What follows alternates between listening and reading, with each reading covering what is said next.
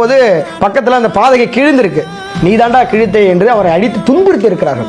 அன்பி நான் கிழிக்கவில்லை என்று படம் செல்போனை காட்டிருக்கான். கீழே செல்போன் கீழே வந்துதான். செல்போன்ல தலைவரின் நம்முடைய எழுச்சி தமிழரின் படம் இருக்கிறது. அந்த படத்தை பார்த்த உடனே அவன் மீண்டும் மீண்டும் அவனை அடித்து துன்புறுத்திருக்கள். அவனை அந்த செய்யூரில் நடந்த சம்பவம் 2 தினங்களாக பெரிய அளவுல சமூக வலைதளங்களில் பேசு பொருளை ஏற்படுத்தி இருந்துச்சு.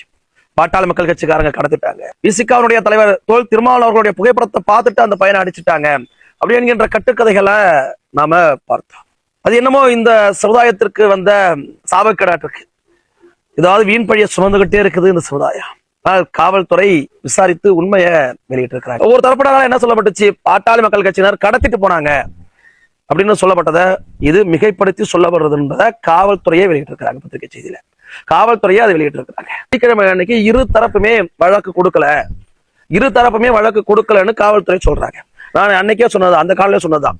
அந்த பையனுடைய தாயும் தகப்பனும் பாட்டாளி மக்கள் கட்சியுடைய மாவட்ட செயலருடைய கரத்தை பற்றி, என் புள்ளையோடைய வாழ்க்கை உங்க கையில தான் இருக்கு, எதிர்காலத்தை சீரழிச்சிடாதீங்க, என் பிள்ளை யாராரு பேச்சையோ கேட்டு இப்படி ஒரு தப்ப செஞ்சுட்டா, தயவு செய்து வழக்கு கொடுக்காதீங்கன்னு சொன்னதுதான். இந்த சொன்னதை கேட்டு பாமக மாவட்ட செயலர் வழக்கு கொடுக்காம வந்தார். சின்ன பையன், எல்லாரும் நல்லா இருக்கட்டும் அப்படி என்பதற்காக அவர்கள் வழக்கு கொடுக்காம வந்தார். சொல்லி அவர்களும் வழக்கு கொடுக்காம ஒரு சுமூகமான முறையில இனிமேல் எந்த தவறு நடக்கூடாது, தாயா பிள்ளையா எல்லாரும் ஒன்னா இருக்கிறோம் என்கின்ற உடன்படிக்கையோடு அவங்க போயிருக்கிறாங்க. மாவட்ட செயலாளர் அடிச்சிருக்காருக்கா. ஒரு அரசியல் கட்சி மிகப்பெரியது ஒரு சமூக பதற்றத்தை உருவாக்க நினைத்த தருணத்தில் காவல்துறையினுடைய அறிக்கை என்பது எளியவர்களுக்கும் ஒரு நம்பிக்கையை கொடுத்திருக்கிறது.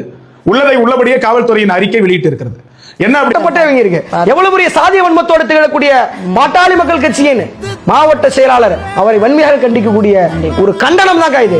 எவ்வளவு பெரிய குடும்பம். எப்போதுமே பாமக ஒரு இளைஞனின் வாழ்க்கையை வீணாக்காது. ஆனா சிலர் சொல்லுவாங்க, நீ உன் மீது 10 வழக்கு இருக்கணும், நீ அந்த அதாவது ஒரு விலங்கினத்தோட பேர் சொல்லுவாரு. ஏன் அதை நான் சொல்றேன் தெரியுமா?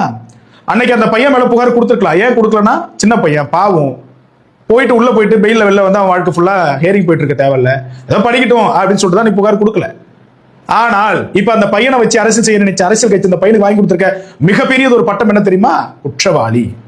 இப்ப அவன் மேல எஃப்ஐஆர் போட்டிருக்காங்க, நீதிமன்ற காவலுக்கு உட்படுத்தப்பட்டிருக்கான்.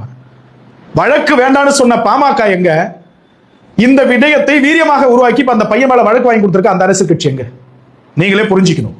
இப்படிதான் ஒவ்வொரு முறையும் ஒரு சமூக பதற்றத்தை உண்டாக்கக்கூடிய இயக்கமாக இந்த இயக்கம் செயல்பட்டுக் கொண்டிருக்கிறது.